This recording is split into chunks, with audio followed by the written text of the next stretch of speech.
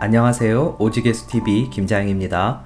이번 주 교회를 통해 저희에게 주신 하나님의 말씀은 시편 25편 4절에서 5절 길이란 제목으로 말씀 전하셨습니다.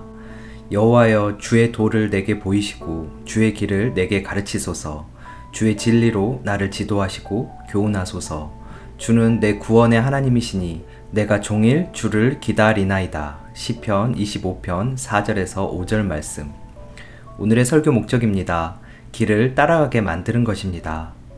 길을 따라가려면 이미 길이 있다는 것이 전제됩니다. 이미 길이 있다는 것은 내가 길을 개척할 필요가 없다는 것입니다. 그 길이 맞는 길인지 분별해야 합니다. 길은 목적이 있습니다. 길은 다른 영역을 연결하는 통로입니다. 길을 따라가면 영역이 다른 곳에 이르러 그곳의 정치와 여러 가지 것을 느낄 수 있게 합니다.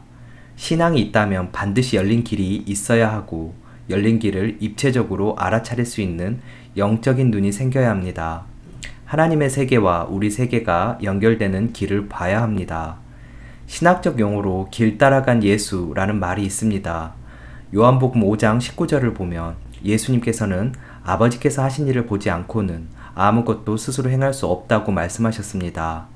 예수님께서도 아버지께서 보여주신 그 길을 따라간 것입니다. 예수님을 따라간 사람은 제자들입니다. 제자들이 임의로 길을 개척할 수 없습니다. 예수님으로 말미암지 않고는 아버지께로 갈 수 없습니다. 심각하고 진중하게 그 의미를 생각해 봐야 합니다. 오늘 말씀인 시편 25편은 다윗이 지은 비탄의 시입니다. 아들 압살롬이 아버지를 죽이려고 하는 상황입니다. 아버지 후처를 범하고 아버지를 왕권에서 몰아내려고 하는 상황입니다. 그것을 보고 듣고 다윗은 얼마나 힘들까요? 그때 다윗은 오늘 말씀에서 주의 길을 보여달라, 주의 길을 가르쳐달라고 말하고 있습니다. 우리가 돌뿌리에 걸려 넘어지면 그때 주님의 길을 보여달라고 하겠습니까? 아니면 돌뿌리를 먼저 보겠습니까? 대부분 돌뿌리를 먼저 봅니다. 그런데 다윗은 주님의 길을 먼저 보여달라고 말합니다. 어려움을 해결할 수 있는 능력을 달라고 하는 것이 아니라 주의 길과 주의 말씀을 먼저 구합니다. 오늘 말씀 전후로 나온 2절과 7절을 통해 다윗의 심경 변화를 볼 수 있습니다. 2절에서 원수가 나를 이기지 못하게 해달라고 기도합니다. 원수 때문에 힘들고 어려운 상황을 그대로 이야기합니다. 그런데 7절에서는 내 젊은 시절의 죄를 기억하지 마시고 주의 인자하심을 따라 자신을 기억해달라고 기도합니다. 원수가 등장해 상황이 힘들다고 하면서 결국은 죄를 이야기합니다. 그렇다면 이 죄가 무엇을 가리키는 것인지 정확하게 봐야 합니다.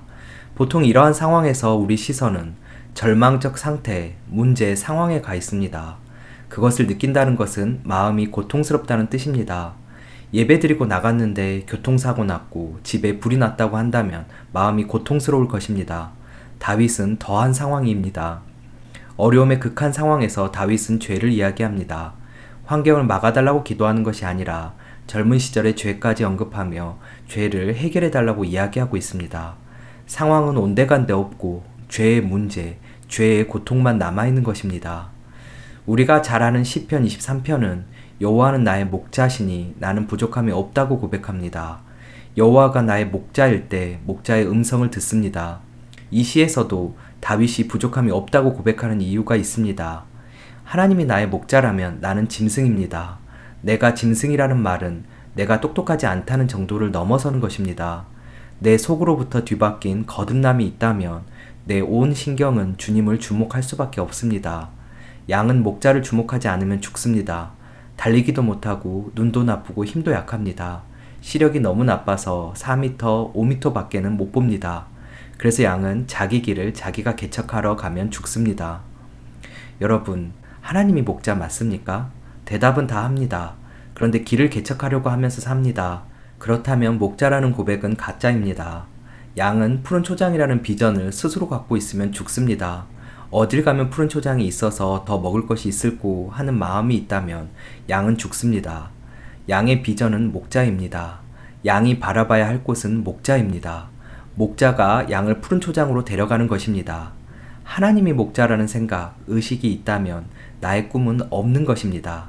나의 꿈은 하나님입니다. 멋진 구호가 아니라 실제입니다. 양된 신자의 의식은 하나님께 신경이 다가 있는 것입니다. 그럼 하나님께서 우리가 사망의 음침한 골짜기를 다닐지라도 주의 지팡이로 안위하십니다. 경제적으로 망해도, 자녀가 망가지고 부부관계가 깨진다 하더라도 여전히 하나님이 나의 목자이므로 주께서 나를 안위하십니다. 그것이 신자의 의식입니다. 그때 하나님께서 원수의 목전에서 상을 베푸십니다. 상은 프라이즈가 아니라 밥상입니다. 원수 눈앞에서 밥상을 차려주신다고 합니다. 원수 앞에서 즐기며 먹는다는 것입니다. 하나님께서는 내 머리에 기름을 부으시고 내 잔이 넘치게 하신다고 합니다. 나의 꿈을 주님께 두었을 때 그 의미가 깨달아지기를 축복합니다. 조건만 갖춰지면 죄를 지었던 사람이 다윗입니다. 살인, 간음, 도적질을 했습니다. 하나님의 마음에 들지 못할 무지막지한 일을 했습니다. 그런데도 하나님께서는 다윗을 보고 내 마음에 합한 자라고 하셨습니다.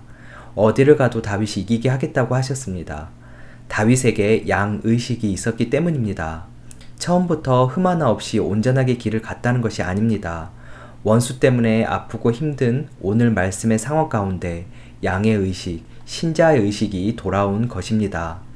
나는 주님을 바라보고 내 온 신경은 주님께 있어야 하는데, 모든 감각에서 하나님이 현실되어야 하는데, 어려움이 왔을 때 어려움이 현실되었구나 하고 깨달을 때 양의식이 돌아와 죄를 이야기하는 것입니다. 마음이 문제에 가 있다는 것을 보고 화들짝 놀란 것입니다. 마음이 하나님께 가 있지 않았습니다. 그것이 죄입니다. 마음이 거기에 다가 있는 상태, 그것을 알고 내 마음은 주님께 가 있어야 한다고 기도한 것이 오늘 말씀인 4절과 5절 말씀입니다. 주의 도를 보이시고 주의 길을 가르쳐 달라고 한 것입니다. 죽을 상황에서 하나님이 보였다는 것입니다. 이 의미가 선명하게 깨달아지기를 축복합니다. 교만하지 않으려고 정말 애쓰는데 하는 일마다 실패합니다. 그때 하나님, 저 살려고 애쓰는데 왜 그러십니까? 하고 말할 수 있습니다. 내가 선민인데 하나님이 살아계시다면 어떻게 이런 일이, 이스라엘이 바벨론에게 망한다는 것이 말이 됩니까? 하나님이 진다는 게 말이 됩니까? 십자가 복음이 선명하게 선포되는데 주변으로부터 허구한 날 공격당하고 하나님의 나에게 관심이 없나? 어떻게 하나님이 우리가 지도록 만들었을까 하는 생각을 할 것입니다. 이사야 40장은 오직 여호와를 앙망하는 자는 새 힘을 얻으리라는 말씀을 하십니다. 앙망한다는 것은 바라본다는 것입니다. 눈길이 오직 하나님께 간 것입니다. 다른 것은 안 보이는 것입니다. 하나님의 능력이 없는 것이 아니었습니다. 너희들 문제는 너희들의 눈길이 하나님께 가 있지 않는 것이었다는 것입니다. 그 마음의 시선이 없는 것을 성경은 죄라고 말합니다. 그래서 그 죄를 용서해달라고 합니다. 잠언 5장 21절은 사람의 길은 여호와의 눈앞에 있어 그가 사람의 모든 길을 평탄하게 하신다고 말씀하십니다. 하나님의 눈앞에 우리의 길이 있다고 합니다. 하나님께서 우리를 아십니다. 내가 나를 위해 세운 길도 압니다. 그것을 알기 때문에 포기하신 것입니다. 하나님, 내 길이 아닌 당신께서 내 길을 아시니 당신의 길이 내 길이 되어서 당신께서 모든 길을 평탄하게 하시는 것 경험해야겠습니다.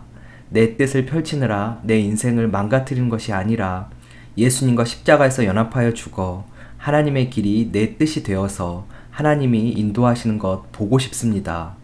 절대 우리의 의지로 마음의 시선을 주님께 드릴 수 없습니다. 구원은 온전합니다. 주께서 이루시는 구원에 우리가 무엇을 첨가하는 것이 아닙니다. 다 이루셨다고 하신 말씀을 믿는 것입니다. 무언가 첨가하려는 나의 의의가 꺾여야 합니다. 시선 빼앗기는 것을 돌이키는 일은 주님과 연합한 죽음으로부터 이루어집니다. 삶의 실제 현장에서 그렇게 되도록 기도하셔야 합니다. 환경을 주목하고 그것이 풀려야 풀리는 것이 아니라 그때도 주님을 주목하고 주님을 바라보는 것입니다. 그렇지 못한 죄를 회개하며 십자가에서 연합한 인생을 통해서 당신의 역사를 이루어 가신다는 것 예수의 이름으로 경험할지어다. 오늘의 말씀 결론입니다. 길을 따라간다는 것은 나는 양이고 하나님이 나의 목자라는 의식이 선명하여 주님이 아닌 어려운 상황이 현실된 것을 죄임을 깨닫고 돌이켜 주님과 십자가에서 연합한 인생을 통해 주님의 길이 내 길 되는 것이었습니다. 오늘도 오직 예수입니다.